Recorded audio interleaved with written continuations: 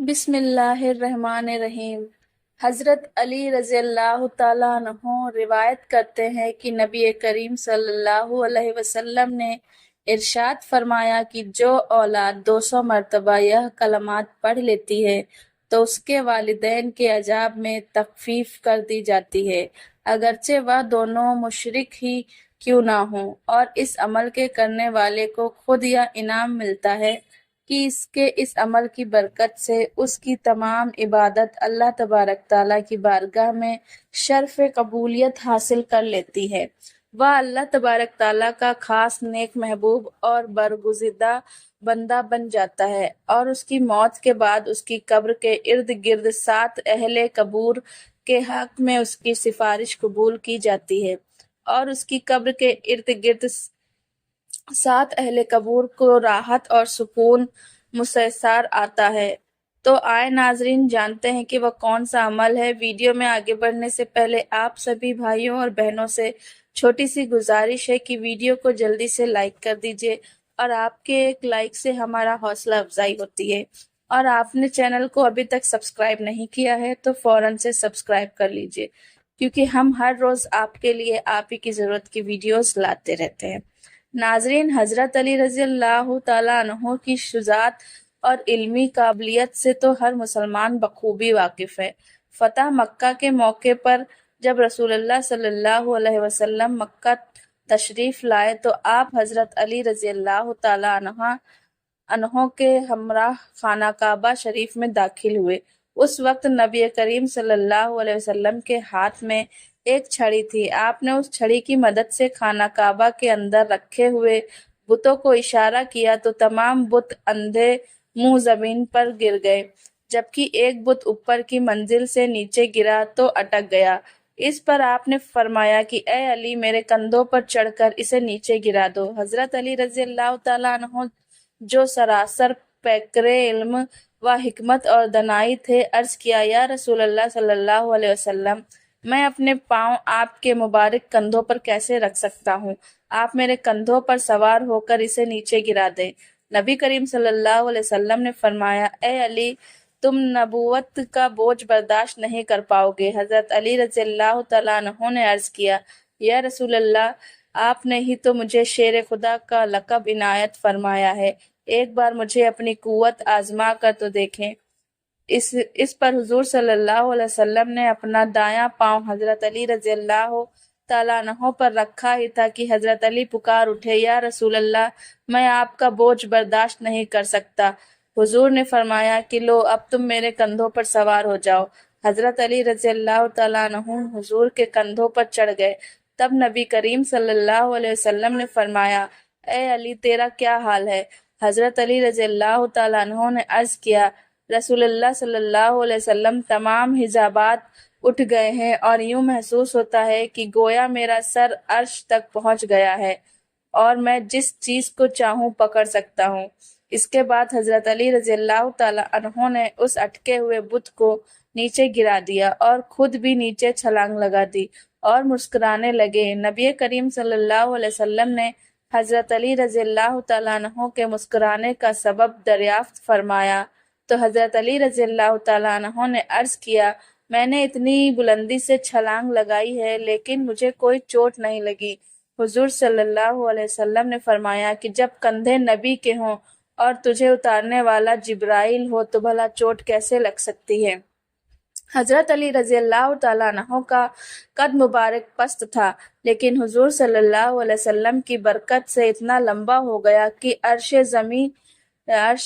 عظیم تک پہنچا۔ لہٰذا کچھ شک نہیں کہ حضرت علی رضی اللہ تعالیٰ عنہ کو عرش تک پہنچانے والے نبی کریم رضی اللہ عنہ کے ہاتھ مبارک بھی جنت میں موجود انگور کے گچھوں تک پہنچ سکتے ہیں، اور ہمارا یہ ایمان ہے کہ نماز کے دوران نبی کریم صلی اللہ علیہ وسلم کے مبارک ہاتھوں کا جنت میں موجود پھلوں تک پہنچ جانا آپ کا ایک معجزہ ہے، اور معجزہ ہوتا ہی وہ ہے جسے دیکھ کر عقل عزیز آ جائے۔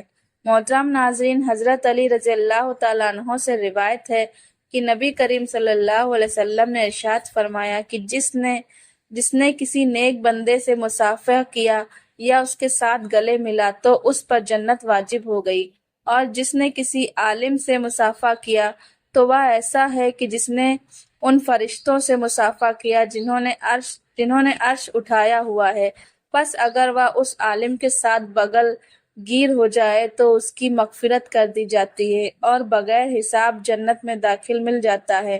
محترم ناظرین، جو لوگ یہ کہتے ہیں کہ قیامت کے دن نبی کریم صلی اللہ علیہ وسلم کی شفاعت کچھ کام نہ آئے گی تو یہ واقعہ ملاحظہ کر لیں۔ حضرت جابر بن عبداللہ رضی اللہ عنہ سے روایت ہے کہ نبی کریم صلی اللہ علیہ وسلم کی خدمت کرنے والی ایک خادمہ تھی جس کا نام بریرہ تھا۔ اس کی ملاقات ایک آدمی سے ہوئی تو اس آدمی نے کہا کہ اے بریرہ، اپنی زلفوں کو پردے میں رکھو، کیونکہ اللہ تبارک تعالیٰ کے یہاں حضرت محمد صلی اللہ علیہ وسلم تمہارے کچھ بھی کام نہ آئیں گے۔ بریرہ نے یہ معاملہ نبی کریم صلی اللہ علیہ وسلم کی خدمت میں عرض کیا تو آپ صلی اللہ علیہ وسلم نے اپنی مبارک چادر کو کھینچتے ہوئے تیز رفتاری کے ساتھ باہر تشریف لائے، اور ہم انصار لوگ نبی کریم صلی اللہ علیہ وسلم کی چادر کھینچنے اور آپ کے چہرے کے سرخ ہونے سے آپ کے ناراض ہونے کو سمجھ لیتے تھے۔ آپ ہتھیار اٹھائے آپ کی خدمت میں حاضر ہوئے اور عرض کی، یا رسول اللہ صلی اللہ علیہ وسلم، آپ جو چاہیں حکم دے، اور قسم ہے اس پاک ذات کی کہ جس نے آپ کو حق کے ساتھ بھیجا ہے، اگر آپ ہمیں ہماری اولاد یا ہمارے ماں باپ کے بارے میں بھی کچھ حکم دیں گے تو ہم اسے بھی بجا لیں گے۔ اسی وقت آپ صلی اللہ علیہ وسلم نے اپنے ممبر پر جلوہ افروز ہوئے اور اللہ سبحانہ تعالیٰ کی حمد و ثنا بیان فرمائی۔ اس کے بعد آپ صلی اللہ علیہ وسلم نے فرمایا، میں کون ہوں؟ ہم نے عرض کیا کہ آپ اللہ کے رسول ہیں۔ آپ نے فرمایا، ہاں، لیکن میں کون ہوں؟ تو ہم نے عرض کیا کہ آپ محمد بن عبداللہ بن عبد المطلب ہیں۔ اس پر آپ نے فرمایا کہ میں بنی نو انسان کا سردار ہوں، لیکن اس پر مجھے فخر نہیں، اور قیامت کے دن سب سے پہلے زمین سے باہر آؤں گا، اور اس پر بھی مجھے فخر نہیں، اور میں سب سے پہلے اپنے سر سے غبار جھاڑنے والا ہوں گا، لیکن مجھے اس پر بھی فخر نہیں۔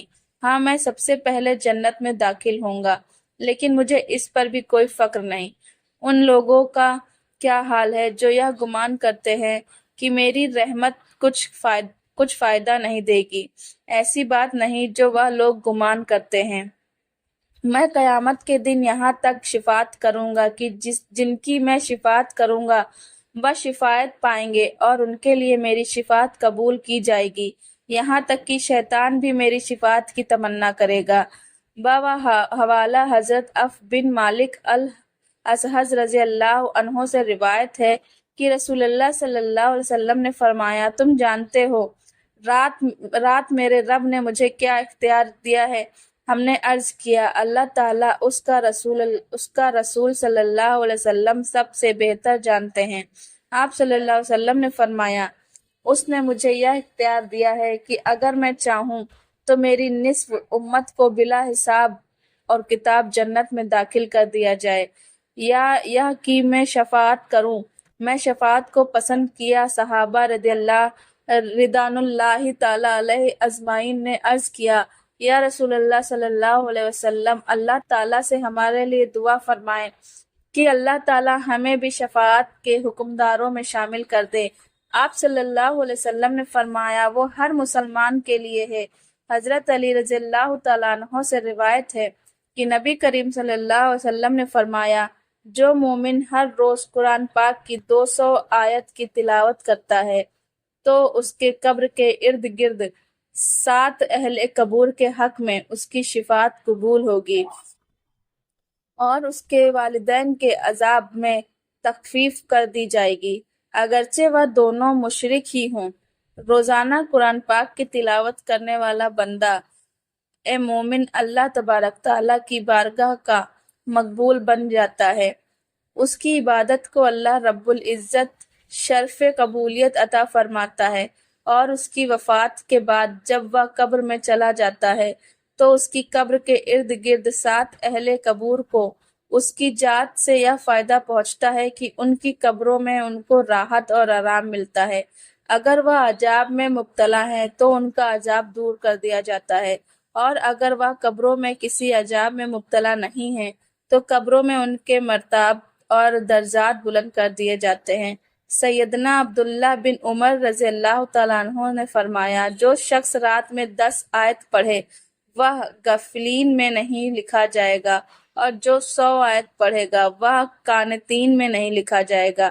یعنی جو لوگ اللہ پاک کے فرما بردار ہوتے ہیں، اور جو 200 آیت پڑھے وہ فائزین میں لکھا جائے گا، یعنی کامیابی کمران لوگوں میں اس کا شمار ہوگا۔ ابو ہریرہ رضی اللہ تعالیٰ عنہ سے روایت ہے کہ رسول اللہ صلی اللہ علیہ وسلم نے فرمایا، جنت میں مرد کا درجہ بلند کر دیا جاتا ہے تو وہ عرض کرتا ہے، یہ کیسے ہوا؟ ارشاد ہوتا ہے کہ تمہارے اولاد کے تمہارے حق میں استغفار کے سبب۔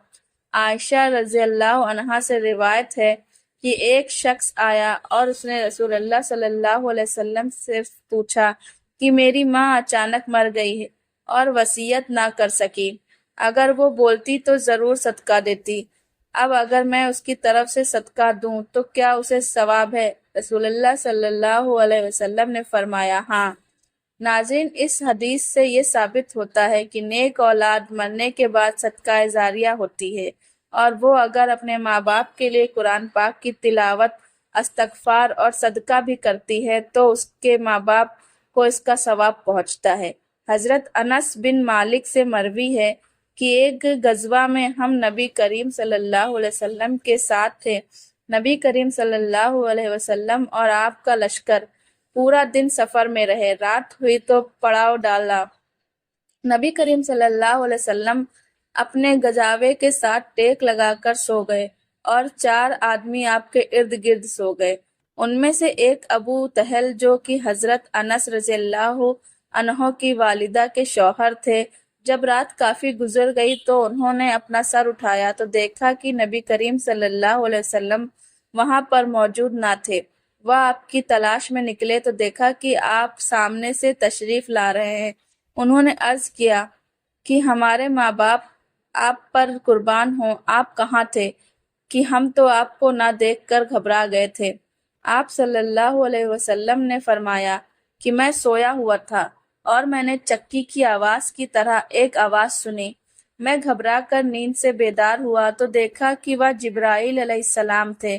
انہوں نے کہا، اے محمد رسول اللہ صلی اللہ علیہ وسلم، اللہ سبحانہ تعالیٰ نے مجھے ابھی آپ کے لیے خبر دے کر بھیجا ہے، اور وہ خبر یہ ہے کہ اگر آپ چاہیں تو اپنی آدھی امت کو بخشوا لیں، اور اگر چاہیں تو قیامت کے دن اپنی امت کے لیے شفاعت کو اختیار فرما لیں۔ آپ نے فرمایا کہ میں نے اپنی امت کے لیے شفاعت کو اختیار کیا ہے۔ ان 4 آدمیوں نے کہا کہ یا رسول اللہ صلی اللہ علیہ وسلم، ہمیں بھی ان لوگوں میں شامل فرما لیں کہ جن کی آپ شفاعت فرمائیں گے۔ آپ نے فرمایا، تم پر شفاعت واجب ہو گئی۔ پھر نبی کریم صلی اللہ علیہ وسلم اور وہ 4 آدمی آگے 10 آدمیوں سے ملے۔ انہیں جب معاملے کا پتہ چلا تو انہوں نے عرض کیا کہ یا رسول اللہ، ہمیں بھی ان لوگوں میں شامل فرما لیں کہ جن کی آپ شفاعت فرمائیں گے۔ حضور پاک صلی اللہ علیہ وسلم نے ان سے بھی فرمایا کہ تمہاری شفاعت واجب ہو گئی۔ پھر حضور کی ملاقات ایک جمع غفیر سے ہوئی۔ انہوں نے آپ کو دیکھ کر آواز لگائی کہ ہمارے نبی رحمت صلی اللہ علیہ وسلم کہاں تھے؟ ان سے بھی سارا واقعہ بیان فرمایا۔ انہوں نے بھی عرض کیا کہ یا رسول اللہ، ہمیں بھی ان لوگوں میں شامل کر لیں کہ جن کی آپ شفاعت فرمائیں گے۔ آپ صلی اللہ علیہ وسلم نے 3 بار پکار کر فرمایا کہ میں اللہ سبحانہ تعالیٰ کو ہر اس آدمی کا گواہ بناتا ہوں جو میری آواز سنتا ہے کہ میری شفاعت ہر اس آدمی کے لیے ہے جو اس حال میں مرے کہ اس نے خدا کے ساتھ شرک نہ کیا ہو۔ اللہ تبارک تعالیٰ سے دعا ہے کہ ہم سب کو قیامت کے دن حضور پر نور سرور کونین حضرت محمد مصطفیٰ اللہ کے پیارے رسول صلی اللہ علیہ وسلم کی زیارت اور شفاعت نصیب فرمائے۔ آپ کے مبارک ہاتھوں سے جام کوثر پینا نصیب فرمائے۔ آمین یا رب العالمین۔ ناظرین، کمنٹ میں آمین ضرور لکھیے گا۔